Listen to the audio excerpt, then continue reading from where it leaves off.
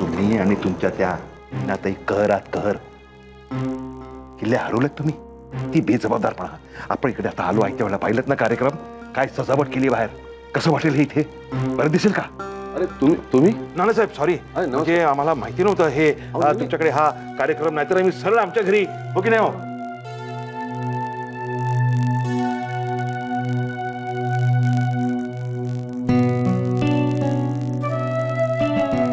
तुम्ही संकोच कशाला करताय सुरेशराव? घरचंच कार्य आहे.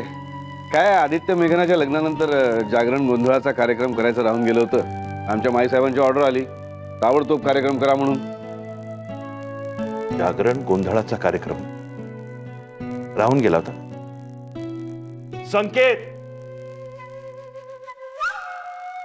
त्यांचे संकेत ऐकले आणि पाळले असते ना तर हा कार्यक्रम तुम्ही लग्न झाल्या झाल्या केला असता नानासाहेब. आणि मग मुलांवर संकट नसती आली. अहो काय अगं बाई.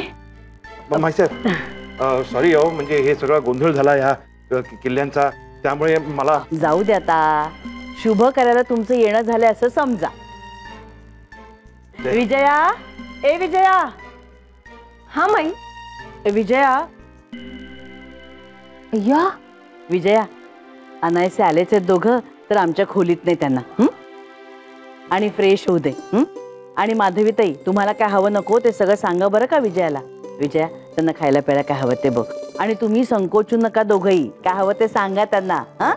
फार मोठा शुभ संकेत आहे हा, फार मोठा. आश्रमातलं माझं वास्तव्य होतं ना, ऐकताय का? त्यामुळे हा योग आला. नेमके आपण जागरणाच्या वेळी हजर झालो. त्यांनी बुद्धी दिली तुम्हाला चाव्या हरवायची. कळलं हो विजयताई?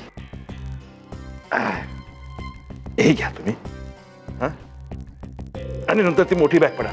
आज जरा फ्रेश होतो. इथे